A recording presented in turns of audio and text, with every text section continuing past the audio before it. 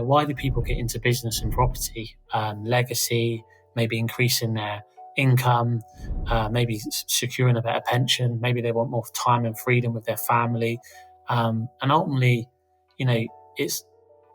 anyone can do it. I genuinely believe that anyone can do it. So doesn't matter on your journey or where you are in life, 100%, but you need to commit to it. You need to decide what you want to achieve and then just go and make it happen. But what I'd always say, and this is from the bottom of my heart, is get yourself around right people and educate yourself. Hey, welcome to the Wealth and Business Podcast.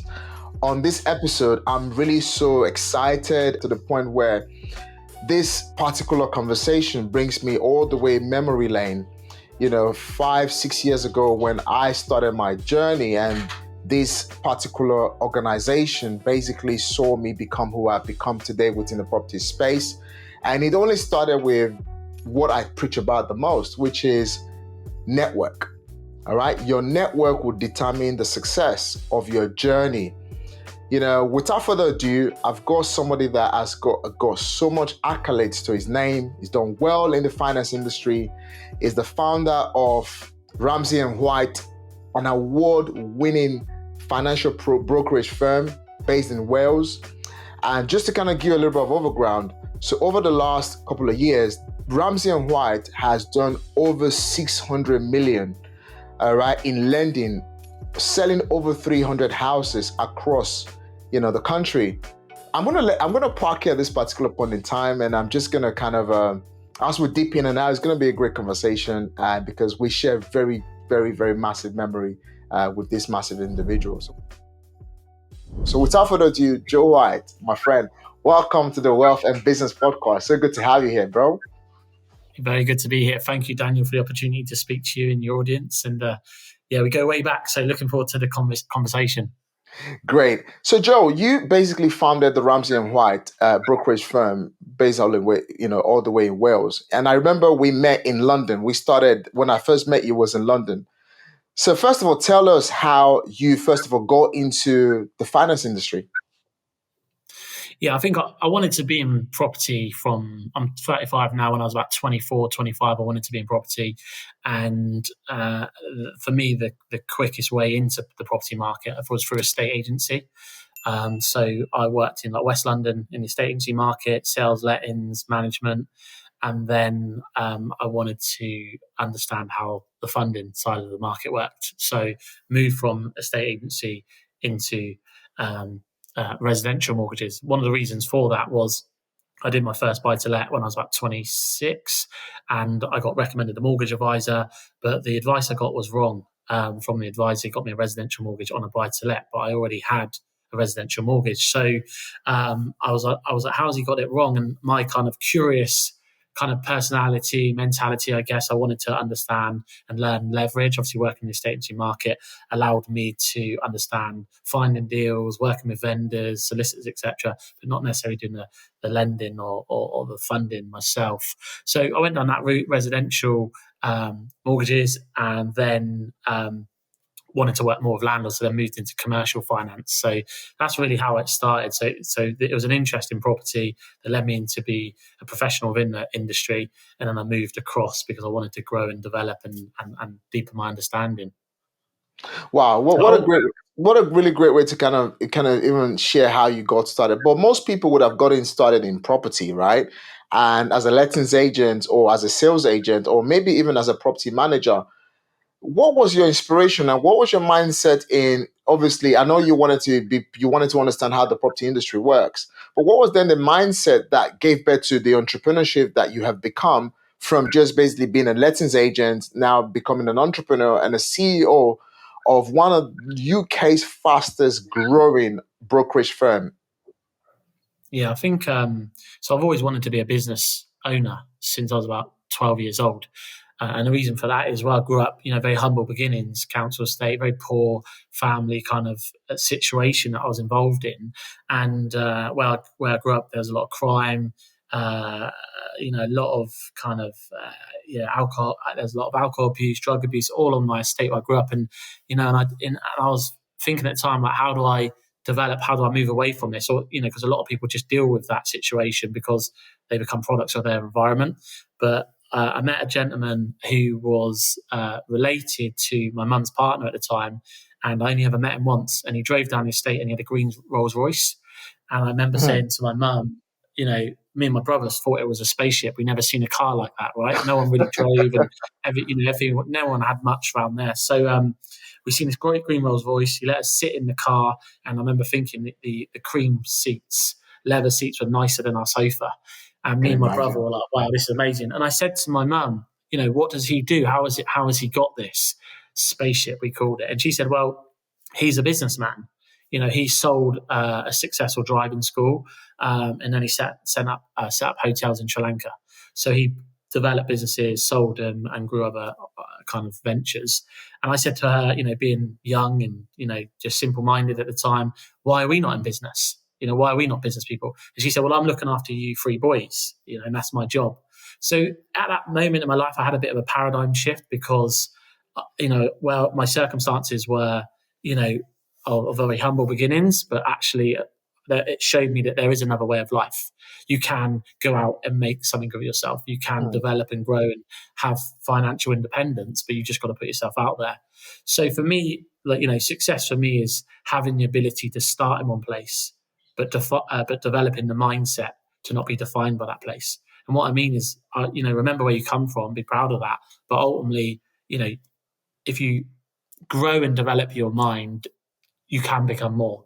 You can fulfill your potential. You don't have to be restricted by, where you grew up and the circumstances. You can develop further. So it was always there from the early days. And I was just trying to figure out which is the best vehicle and which environment I should put myself in to develop myself and grow in kind of entrepreneurship and business. And that's kind of eventually led me on to property and wealth management and, finance.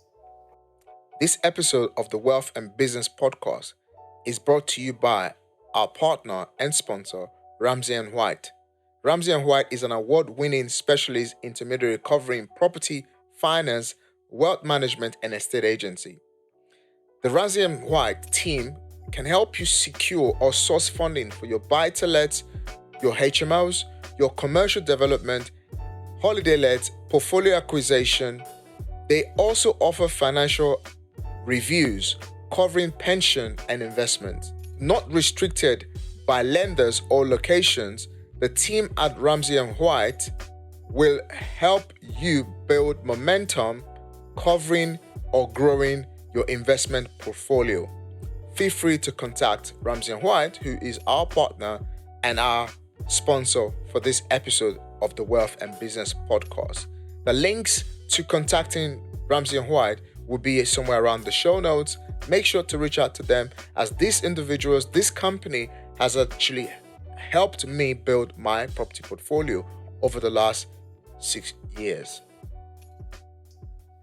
It's so interesting to hear how you said how you had that paradigm shift, because I think that's quite very, very important, because a lot of us as entrepreneurs somehow we've become accustomed to thinking small rather than thinking big. And a lot of us as entrepreneurs sometimes we think, okay, oh, it worked for them. They became successful. They drive a Rolls Royce. It's like, oh, I don't really need that because that does not really play a part in my success, or that doesn't really play a part or me showing to other people that I am successful.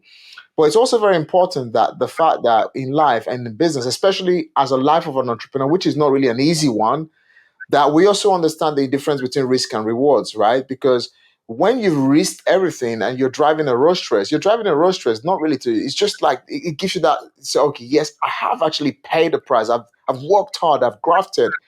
And this, because Rolls Royce is not just your common car, it's a statement car of achievement. Like when you've worked so hard, you now have a Rolls Royce, or when you work so hard and you have the private jet, because I remember sitting down with someone recently and they have a private jet, and they told me the story of how they bought that private jet. In my mind literally shifted. It just shifted and shifted. I'm like, oh my days. So this is an honorary guy, and he shared the story with me and how he's achieved all these different great things. But we always get lost in a bubble, where we get lost in this bubble where sometimes we start an entrepreneur and all of a sudden we encounter different type of challenges in our lives. instead of having a paradigm shift that can actually help us become the greatest version of ourselves, we start to shrink. So you had this paradigm shift where you sat in that roaster, the seat felt so nice.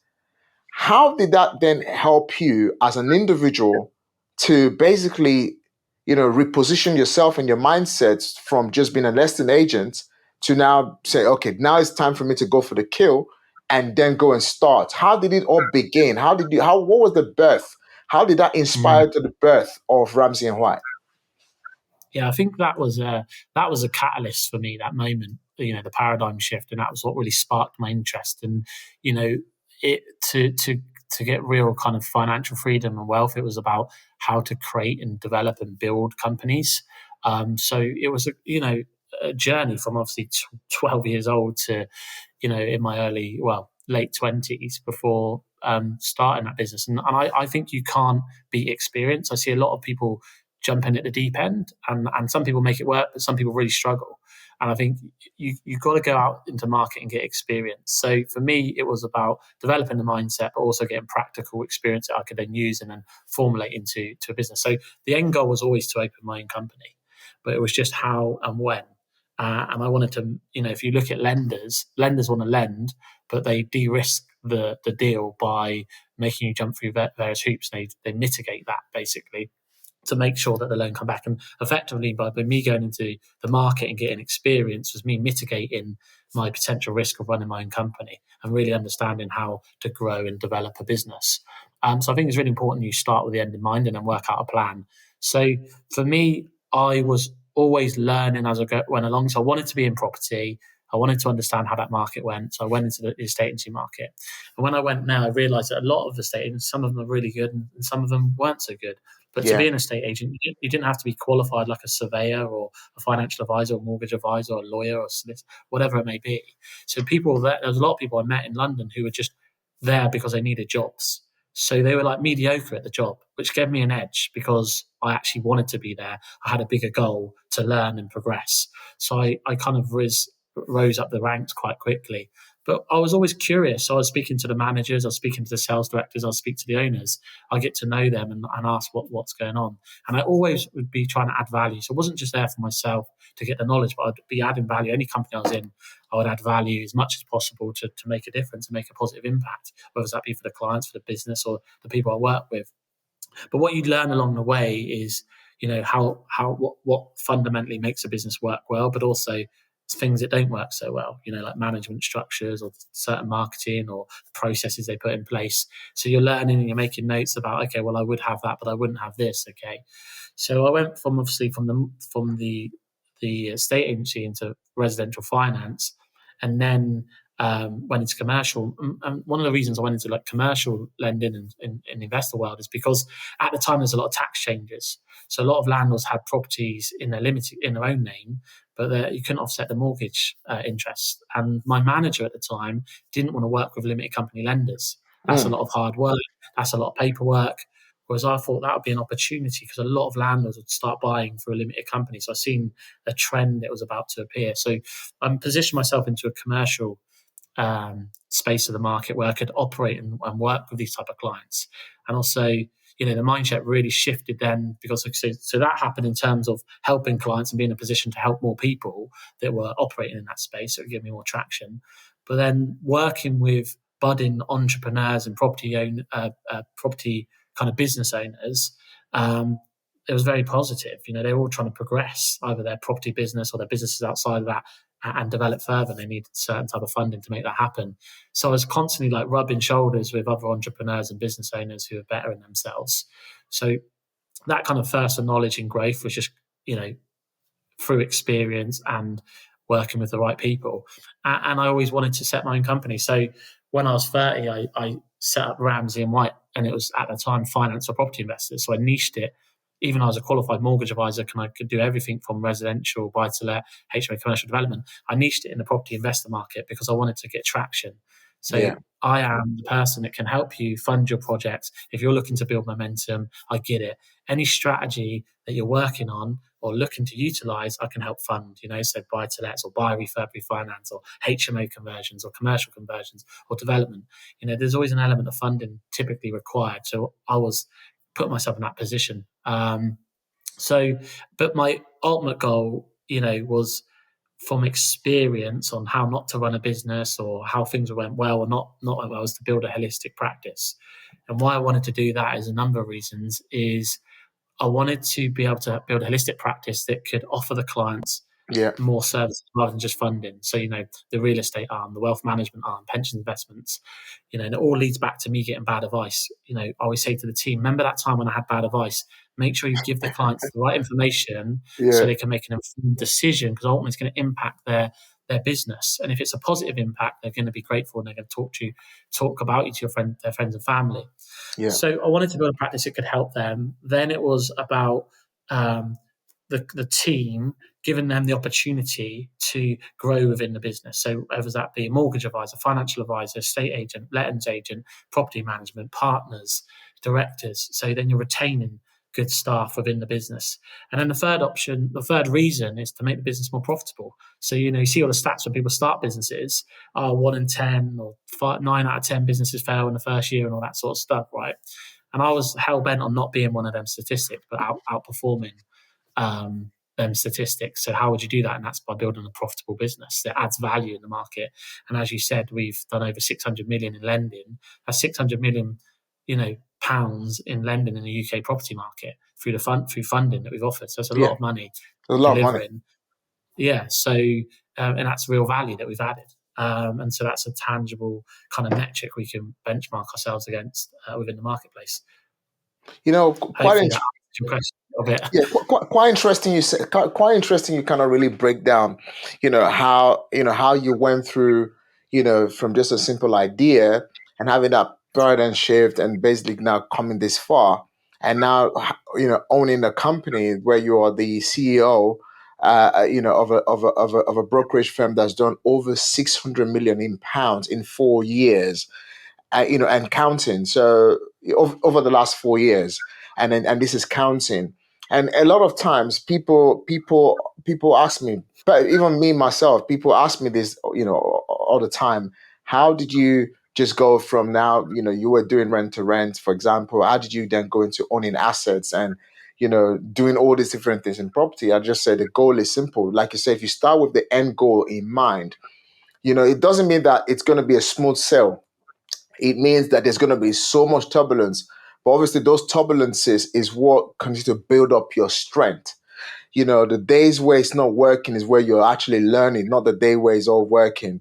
The days where you're facing through those mental challenges, physical challenges where it's not working. Those is all well and good right now. We're talking about the amount of level of success you've done in lending and obviously selling. You have a lettings agents arm that manages and also sell properties, and you guys have done over 300 properties in sales. But just looking backwards right now where you are, this is 2023, with all those different challenges that stood right there in front of you, what was your most, pivotal point where you just felt like it's either I'm just going to go and do this, all right, to rise to the top, because it's so easy to just play at the bottom. And I always say this: if whatever we're doing, if the bottom is crowded, it means you're in the wrong environment. You need to do whatever you can. It's okay to start from the bottom, but you need to identify how to quickly leave that bottom and accelerate to the middle level, and then obviously head to the upper class situation. So what was that moment for you where you literally said, you know what, okay, now you've left the lettings agent industry, you set up Ramsay and why, but you're gonna go for the kill. I mean, from the beginning, I start with the end in mind, right? Through a lot of personal development and working with some industry leaders, and seeing what's possible within the industry. I've Why would you not go for it? Why would you not fulfill your own potential, which is limitless, really? I feel like you have an obligation when you set up a company and a responsibility to grow that business into something of value and success. Now, some people want to just be one man band, some people want a small team, and some people want a performance business, and everyone's got their different drivers and motivations. And I think that just where I grew up and where I come from, it's just a lot of people did much like that. So if I'm going to go for it, I'm going to go for it. Do you know what I mean? I'm going to, because and it's a series of events, because ultimately we're solving problems to help people move their business forward. Look, I've got this asset, and I want to do X, Y, and Z with it. How do I structure it? What funding do I put in place? And how will that work in the market? And you're kind of breaking that down and simplifying it. So when you do that once, twice, 3 times, 4 times, you get real tangible results. And you just progressively move forward and develop. So yeah, I mean, so, and there is times when you do have hard moments along the way. It's not all plain sailing. Like when you're running a business, you're responsible for a lot of people, and you're accountable to them. As my job title is a group managing director of the various companies involved in. So you have expectations of the staff, but they have expectations of you. In your company, you need to deliver, and it's aligning that and getting the board members in line with the vision. So moments there's tough. We've had Brexit, we've had COVID, Yeah. we've had interest rate rises. So there's always a battle. So why don't you just go for it and really push yourself? I focus on small improvements, and if you be consistent with them improvements, then you'll build something of value. So it's a really, really good question, Daniel. I don't think I've really sat back and reflected. I just feel like I was always going to go for it, and there's times when you think, Yeah. why am I doing it? Because the stress levels are like up here. But then you remind yourself, okay, today I'm feeling stressed, but tomorrow's a new day, and I'm going to just work through the plan. And I've been in this situation before, and I can get through it. And what I'll say to anyone listening who's thinking about starting a business is things you don't understand now and you're finding stressful. Once you overcome them, then next time they come around, you've dealt with it. Okay, so it's just like you just develop and grow as a person, but it's how far you want to take it. What's really important for you. We were talking off camera, weren't we? And we are saying, it's good to have ambition, but with ambition comes sacrifice. But Yes. how much sacrifice are you willing to give to basically? What are you willing to sacrifice for ambition? Time, evenings, birthday parties, Christmases, relationship, friendships. So it's finding that balance of what works for you and what you really want. Because business can be tough, but I guess, in short, it's in the business is tough. So why would you not go for it and try and make it as best as possible so you can outperform the odds of not doing well? 100%. This actually brings me to something that just I really want to ask you, because I'm just going to count so that we it gives us a build up. So number one, you've built a business from nothing that's not done over £600, over £600,000 in lending, over £300,000. You've been named fastest 50 companies in Wales. All right, you are also the founding member of the Enterprise Network in Wales for young people. You're a member of the Prince Charles Prince Prince Charles Trust as well. And your organization has gone from, literally just raising finance, all right, and as well as, submitting, lending for property developers, property investors, and what such not. You have won multiple industry awards, and you've basically, you've created something that a lot of people will look back and say it's impossible in a space of 5 to 6 years. And as well as we've been through this lockdown we spoke about, we're currently going through Brexit. We went through Brexit. We've been through. We're currently in cost of living crisis. We're currently going through recession. We've had 3 prime minister, and when people do come to your organization to seek for funding and lending, and having done all these different things over the last couple of years, what is your mindset, when it comes to basically advising people and having built this business and as advising people through their own journey? What has your mindset been? Mm. I mean, like, it comes back to like why I started in the first place. I got the wrong advice, and if someone comes to me, what do they really need? What's important to them? What are they trying to achieve? How can I ultimately help them? and give them the right advice so they can move forward. Generally care about our clients and what they're trying to Yeah, achieve. And for absolutely. those I can agree to that. and I think that's the most important thing for us at Ramsay and White. And for those who don't know Ramsay and White, I mean, we started off as a mortgage brokerage, helping property investors. Then we went into estate agencies, so sales lettings, and then wealth management, and doing our own projects in the background. So Yeah, all of them are entwined with each other. When you go on the property journey, it's you work with an agent. Then you may or may not need funding. 9 times out of 10, people need some element of funding. Definitely investors do, because they're looking to build a portfolio and leverage the capital they've got.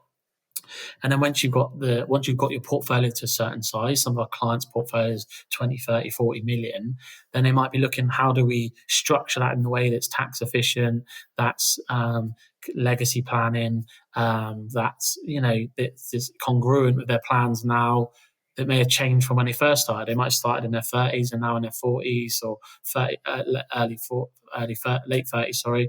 And they've got a couple of children and married, and they want to put up family trusts in place. So it's going on that journey with the client, So people, what if you ask, any of my clients I speak to, if they're a seasoned developer who's built hundreds of houses to a first-time investor, I treat them the same. In terms of, obviously, the developer might need less information compared to the first-time investor, but in terms of level of respect, I'm still there. And the question is, what are you looking to do? How quickly do you want to do it? And how can we help you?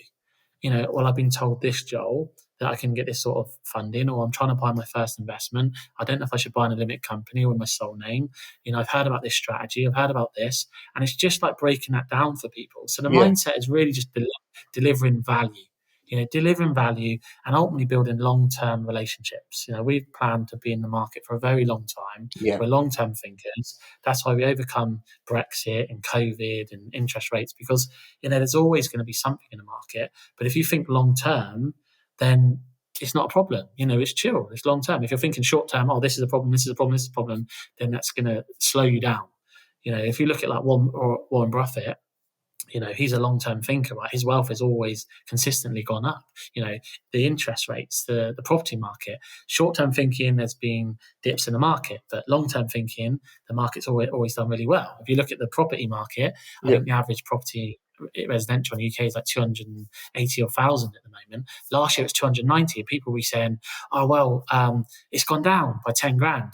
Well, actually, over a 5-year period, it's gone up by 15%. So, it's that thinking, how, and your perspective on the markets and how it is. So that's how we do. How can we help, and how can we build a long-term business relationship with this person? I like, there's something you said on your last, statement there. You said whether you're somebody who's looking to invest, or whether you're already a developer that's going to ask less questions, and the first person is going to ask lots of questions. And that's what Ramsay and White is all about. And this is why I thought I'd really go into this really much, because I still remember when we first met about 5 years ago, and Ramsay and White were just getting started off the ground. I was also just getting off the ground in terms of, okay, this is what I need to do. And in my particular situation, I was living in a house where my wife and my kids, we've lived in that house for 13 good years. We've lived in that house, and I remember speaking to so many property, you know, you know, um, you know, mortgage brokers, brokerage companies in England. I remember speaking to a lot of people.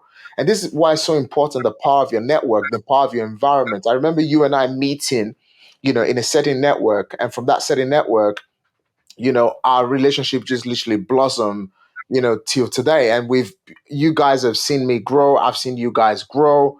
I've seen your business do so well. And you guys obviously, seen vice versa. And I remember my situation was very, very difficult because I lived in a house. I couldn't release an equity because myself and my wife didn't have enough income to get a second charge mortgage. As well as, I had issue with my credit score. My wife had a clean credit score, and we sat down, and then we had a chat on the we had a chat of a couple of hours over the telephone. Then you then introduced me to John Paul. Then obviously then said, okay, Dean was your guy. And then I spoke to Dean, and even over the years, our relationship. So obviously, these are all the directors, by the way. So at the end of the day, myself and Dean, obviously, we aligned, and we have continued to work together. And you guys have helped so much in helping Property Wealth Education and his clients and his community. And the most important part is that what you said there, the same way we deal with a guy who's looking to build £100 million property portfolio, a £50 million property portfolio, it's the same way we treat you, whether you're just getting started. And that is absolutely true. Is just absolutely true. And I just want to, kind of just say thank you, Joe, for because it's about value. I say create enough opportunity in the market, create enough of value in the market. And guess what? The money will naturally come, because if you stand for value and if you stand for opportunity, then things will just start to really, really, really work. So I'm so really, really humbled that we have maintained a great relationship that has, gone to where it is now. And you've been on this podcast just to kind of, I've never had the opportunity to say thank you for being part of my journey, as well as, being part of yours. So I haven't said that because I just need to get off my chest. I haven't said that just to kind of also recommend these guys because they're one of the best in the whole country. I'm not saying this just for saying it. They've been part of when I started, when I was transitioning as an Uber driver, because in 2018, I was still driving Uber, till the end of 2018. That's when I stopped driving Uber. And these guys have been there for me. So for those of you listening, so relationship is key. I want you to take that word here. Relationship is key. Grow for sure, be successful for sure, but don't try to get rich quick. Because as you can see the conversation happening here, Joe is sharing his journey of 5 years. I'm sharing my journey of 5 years as well. And we've both done amazing things in the industry. So having said that, Joe, the market has not been easy. There's been a lot of turbulence in the market. And in this market that's been so full of turbulences, we've done a lot of transactions. And in lending, I've recommended a lot of clients to you guys. You guys have done a lot of lending for me. And I sat down the other day, there's multi-million pounds in transactions that we've done together in terms of lending. My question to you right now, with all these things that's happened over the course of 3 years, specifically from Brexit to lockdown to recession, what is the current appetite of investor? All right. And the second question is, what is the current appetite from lenders? How is it working? How is it bouncing off each, I think, region? like you said, there's been a lot of chopping and changing in the market over the last 12, 18 months. There's a lot of navigating. And I think that's why it's really important that you have a team around you that you can lean into who kind of work in the market. So whether that be a specialist accountant, a financial advisor, mortgage advisor, solicitor, having people on the ground that can really give you kind of that information that you can take away and use tangibly within your business. Yeah. The appetite from the lending market is lenders are very liquid at the moment, so that there's a lot of money moving around, so they still very much want to lend.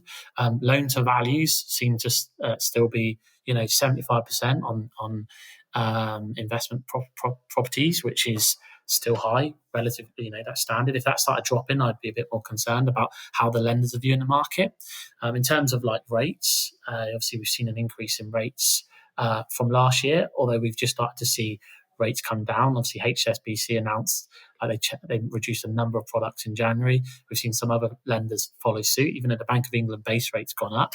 The swap rates have come down slightly. So we're starting to see the rates go down. And I think what you're seeing from investors is the difference between professional landlords and maybe just toe dipper landlords. Obviously, the professionals who are treating their business, like a business, their property business like a business, and putting in the right metrics and fundamentals to have a sustainable business, are really looking at deals and seeing, can I add value here? Does this thing cash flow? Is it going to make a positive impact on my business? Rather than investors that maybe only ever looked at interest rates that are very low and just buying at market value, and putting a deposit down and nothing really that creative. So I think there's a difference between the two parties we're seeing. So some people sitting on the fence, but then the serious investors who are still taking advantage of opportunities in the market where there's still lending available and there's still investment opportunities available. And I think people just need to work probably a bit harder than they were used to in terms of making sure they're getting deals to stack where they need them to. But I think it's about being disciplined on your numbers and making sure that they do stack up, and not just buying something because you got excited by buying a property, basically.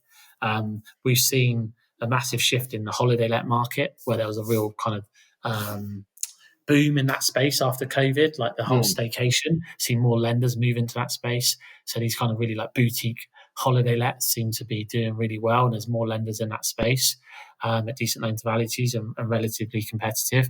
So I'm seeing some property investors building successful businesses out there. But yeah, I think the fundamentals. We invest in property ourselves. Is the main thing is, can you add value to this? And like you were sharing a minute ago, Daniel, is you were wanting to be in business and property, showing a journey from Uber driver to investor. And it's an amazing story. I remember meeting you all them years ago, and I think this guy's really smart and dresses really well, and he wants it. He's just trying to figure out how to make it happen. So you actually had an asset, but you figured out how to like release equity and make that into an income producing asset. So it's exactly the same now. It's like, okay, there's some hurdles in the market, but how do you make it work for you? And it's just getting around the right people and making sure the deals stack up. I mean, we bought a commercial property during COVID, right in the middle of COVID. It was lockdown. We found an auctioneer. He did all his auctions by, the old town hall, but no one was going to the town hall because they were all in lockdown, right? And he wouldn't go online because he was old school, and that was the way it was. But we had his details. We said, you still got properties. How are you selling them? And he said, well, I can't really because I can't do my auctions, but, I've got something. So we managed to speak to him about a commercial deal, and it was on the market for 200. Then it went down to 150. That's what it was a selling solicitor was selling his business, and he didn't need the building anymore. And we offered him 100,000 for it. And then he sold it to us. We split it into 5 offices. We used private funding, £100,000 private funding, 10%. We paid for it. And then we spent 30 grand of our own money on the property, and then had it valued for 200,000 with NatWest Commercial through kind of an OpCo style structure, which was, efficient for us and allowed us to get a better loan to value, and the interest rate was less than 3%. So, and that's seeking opportunity when everyone's in their gardens, drinking gin and tonic and living off furlough, right? So it's a mindset.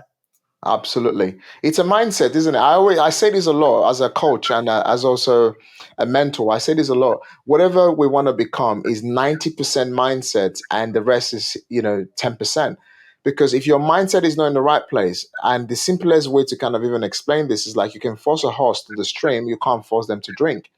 If your mindset is not in the right place, regardless of the environment that you're in, regardless of the people you have surrounding your network, it's not going to happen, right? So, for example, lenders are still lending and people are still borrowing at the moment, you said in your own words, and which is absolutely correct. Throughout this lockdown, my portfolio has grown and grown and grown, and people around me, as well, their portfolio has also grown, and people are doing transactions, but people almost focus on like, oh, what is the market saying? Still not still a good time to buy. I said, listen, the best time to buy property was yesterday, was 20 years ago. What does that mean? It means that if you find the opportunity to take advantage of the market today, that is your best 20 years to come. Because one of the things I've also shared all the time is that don't wait to buy real estate. You buy real estate to wait. Because like you said, even if you buy right now, there's a decline in the market to 10% to 12%. And over a course of 5 to 10 years, it will automatically correct itself. And understanding the point of value exchange, where, for example, you're not buying to add value, exactly what you said, buying a commercial building and turning that, and that property turns into £200,000, is the value. So people should be able to understand the importance of understanding value, understanding time, and understanding, obviously, the entire refinance project, which obviously brings me to my next question, which is, does buy, refurbish, refinance still work in this current environment? Yeah, I mean, I think you make the money on the purchase, right? If it doesn't work, don't do the deal. So and I think some of the struggles we've seen, I will say, is where the stress tests have the lenders changed the stress tests on rental income. So we've seen it being restricted. So some of the buy-to-let deals haven't stacked up, but I think they've come off the back of before the changes and they were in the pipeline. But we are still seeing the deals that buy refinance to work. So fundamentally, that strategy works. You're buying an asset, you're adding value, and you're getting the uplift.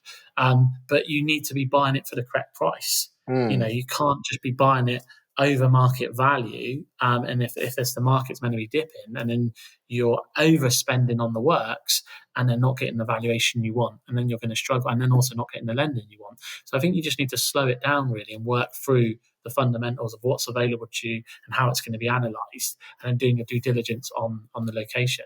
I mean, I get asked all the time, what's the methodology for HMOs and like commercial lending? And we used to go through that with clients all the time, but I said, what you can do is speak to the commercial surveyors in your area, get to know them, get to build a relationship with them. So let's say let them know that you're buying assets, you're looking to build a portfolio, you want to build relationships, and you just want to understand what methodology they're applying in that area in the current market conditions. And they'll tell you, well, HMO in this area will typically get X amount of yield, or a commercial will get this yield. And you can start working, okay, well, if these are the people valuing it, and it comes in and they're valuing it at this amount of money, then I need to, if I'm going to spend X amount on it, then I need to buy it for this. Okay. And that's how you've got to work backwards. We spoke about end in mind. So it can absolutely buy, refurbish, refinance can work, but obviously you've got to get it at the right price, But what I think there'll be other opportunities where, people still need to sell, downsizing, divorce, death, relocating. There's still strong motivators in the market. And it's just being in contact with the right people that have access to them deals. And if people, there was other deals we were looking at recently, that was overinflated property prices. But then when you dig into it, the vendors actually bought the property 20 odd years ago. So they made a lot of money. So is there more room for negotiation there? So I think you just got to skill up on analysing deals and also being able to negotiate good deals and being disciplined with that. Don't get emotional about it. Wow. Well, I really agree, completely agree with you on that one. It's all about understanding your numbers, buying the property at the right price, and as well as also learning how to buy the worst property on the best location, right? Because location is everything. So buy, refurbish, finance, people somehow they misconstrue the fundamentals, not really understanding that you have to buy, the worst property on the best road or the worst property in the best location, and obviously adding value where needed. One of the reasons why I do HMOs myself is buying the smallest property in the right location with the right demand and supply, and then turning that into larger sizes where where is required. Now, for those who are thinking right now, who are listening to this podcast and really wondering, you know, what is buy, refurbish, refinance, and what are the current options for them right now? Is there anything that you'd like to share on that in terms of what is buy, refurbish, refinance, and how could they basically utilize it to get into the market? Yeah, it's a good question. I think as investors, most people know about buy, refurb, refinance, but actually, if you're a brand new investor, it's not something you hear often, and it's hard maybe to get your head around. So, trying to simplify it, basically, buy, refurbish, refinance is a property strategy that investors use to build momentum when building out their portfolio of properties. So, you're effectively buying a property for a certain price, and then you're adding value to that property, maybe through a refurbishment, and then you're refinancing it at a higher price, effectively to extract the capital that you put into the deal, and to get a better return on investment. And that is basically buy, refurb, refinance. And the way it normally works is you would buy a property for. So I'll give you that back to that commercial property that we did. Yeah. It's on for 200, reduced to 150. We bought it for 100. So our purchase price is £100,000 plus investor cost. Then you've got 30 grand refurb, and then you've got your soft costs as well, like your legals, etc. But let's say £130,000. We then had it, so we bought it for 100. We spent 30 doing it up. So buy, refurb, and then we've got it valued by NatWest Commercial at 200,000. So then they give us a loan of 150 against it. 75% loan to value. So that's 75% and pays off the 100 grand plus the money that we've done plus some surplus. So effectively, we bought property, added value, refinanced, and pulled the money back out to pay off who we need to. And then the money going in, so the rental income going in, paying off the mortgage, then the surplus, against what's left in, which is nothing, gives us, infinite return on our money. So in terms of what's available to people doing that, you can use private funding, you can use bridging funding, and then there's refurbishment products out there depending on your experience and what you're looking to do, and then there's buy-to-let HMO options. I think when people say, "Well, I'm new to property, I don't have much money. How do I start?" So if you look at options, so if you have a home, you own your own home, is there equity in that property? Right, so you might be able to get a further advance with your existing lender. Obviously, everyone's circumstance is different, so this ain't financial 100%. advice. But so you could look at a further advance for your existing lender, or you could look at second charge with a different lender, or you could look at second charge bridge with a different lender, and then that's how you can raise, or you could do a remortgage depending if there's early repayment charge in place, and if that makes sense. But effectively, you could look to raise capital on your own property and then use that money to buy an investment property and do the work and then refinance. But I'd only suggest doing that if you're borrowing at 4% and you're getting a return of 20 odd percent. Obviously the numbers have got to work for you. Don't borrow at 4% and get a return of 2% because you're not. It doesn't make any sense, does it? So the numbers again have got to stack up. Absolutely. I mean, I really love that because over the years, one of the ways I've actually used to scale my property portfolio, like you said, for those who don't have money, it was exactly the same route that I took.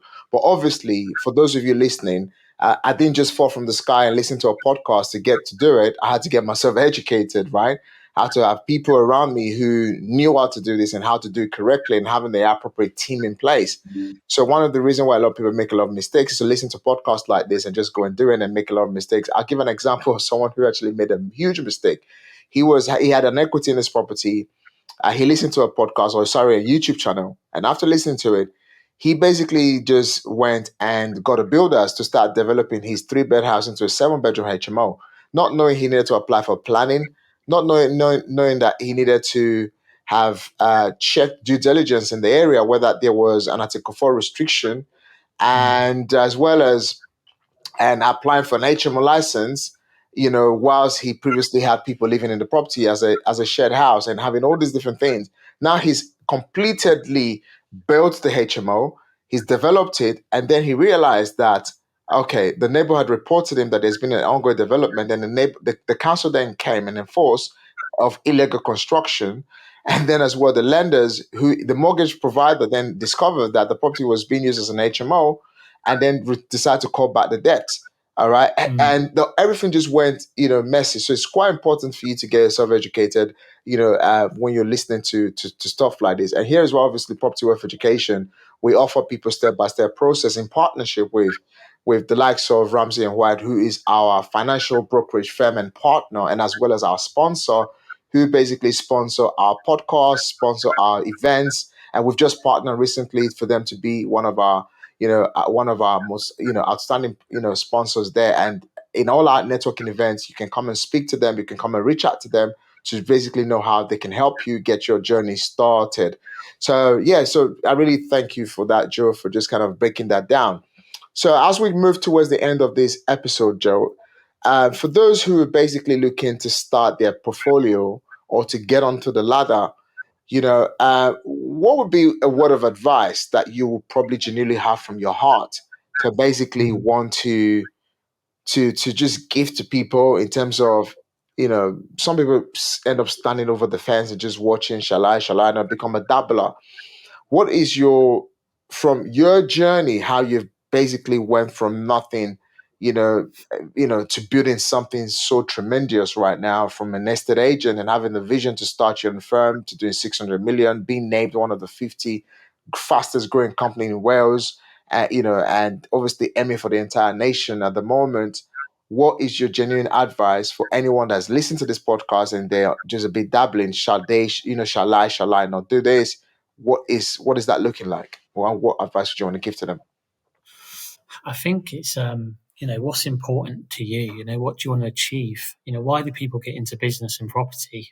Legacy, maybe increasing their income, maybe securing a better pension. Maybe they want more time and freedom with their family, and ultimately, it's anyone can do it. I genuinely believe that anyone can do it. So doesn't matter on your journey or where you are in life. 100%, but you need to commit to it. You need to decide what you want to achieve, and then just go and make it happen. But what I'd always say, and this is from the bottom of my heart, is get yourself around right people and educate yourself. You can't beat experience or education. Like we've got young Will, who's 22 years old. I spoke to him. He wanted to be a property investor. I said, why don't you come and work with us and we'll teach you. He's learning so much in finance, wealth management, real estate, pensions, investments. He's got his stocks and shares ISA set up. He's bought his first investment, bought it for like 60,000, spent $5,000 on it, had it valued at 90. Really good deal when he's 22. And we've got another young lad, Lewis, who's 18, who's trying to do similar things. So I think you can't beat that experience. So if you're on the fence, then I think it's sitting down and writing through the pros and cons, like why you want to do it, what do you reckon the pros will be, what the cons are, and then getting yourself around the right people. There's so many, and if you're struggling like financially, then there's so many networking events that are free, coffee meetups. You can pay £10 for a network event. These podcasts are free. So just start listening, start building a bit of a plan, get around the right people, and then take action. I think, if you speak to someone like Ramsay and White, we can give you mortgage advice, we can financial advice. A lot of people don't know they can unlock their pension. So speak to some people trying to get property. You've got like 7 pensions in the background from all their corporate jobs, maybe 50 grand, 100 grand. We can show them ways to unlock that through kind of SIPs or SASs, and they can then use that and buy some commercial real estate if they wanted to. So you speak to someone, like understand your mortgageability, what position you're in, like you said earlier, maybe someone has credit issues. I've got equity in my residential. How do I do that? So find out what you can do from a mortgage point of view. Maybe look at your credit report. Then speak to an accountant. Should I be buying in a limited company or in my personal name? Speaking to a solicitor and understanding that, and then go for it. If it's the right thing to do. But I always think property is an asset class. It's one of the best in my opinion. But there's multiple asset classes. So we look at your emergency fund. We look at your attitude to risk. We look at the various different asset classes. So you've got to move and think like an investor. So if you're not used to that, then you need to go and put yourself in that position. So I would start with learning. The people that I work with that do really well, they spend time around people like yourself, Daniel, and your community, and they sit and learn and ask questions, and they're curious, and then they take action. And then once they've got that, then they take off rather than jumping into the deep end going, oh crap, I've lost the money, and then they get burned. You always hear that landlord who's an accidental landlord, had bad tenants and never wants to do property again. Wrong location, wrong type of property, wrong tenant demand, and that's the wrong way to do it. But there is certainly the right way of doing it. So hopefully that helps. And to your listeners, Daniel, I'm always happy to have a phone call and speak with clients or anyone who's from your community who's looking for a bit of insight of how we do things and how it works. Fantastic. For those of you listening to this episode, if you listen to it and you feel like you need a bit of financial advice or mortgage advice, and make sure you give Ramsay and White a call, and make sure you mention Property Wealth and Business Podcast, so obviously they can know where you've listened from, and so they can offer you the appropriate advice here and there. So I just really want to thank you, Joe, for spending your lovely afternoon with myself here on the Wealth and Business Podcast. And I'm looking forward to so many other future, endeavors with ourselves and our future partnerships and so on and so forth. I really want to thank you for joining in. For those of you who want to reach out to them, make sure you go on Instagram handle and find Ramsay and White. And on Instagram, and as well as you can go onto their website to find Ramsay and White as well. So it's www.ramsayandwhite.co.uk. I'm right on that one, right? Yeah, we've got the estate agency website and the financial advisor website. But yeah, there's a few websites. Just put in Ramsay and White and we'll come up, and it'll come up.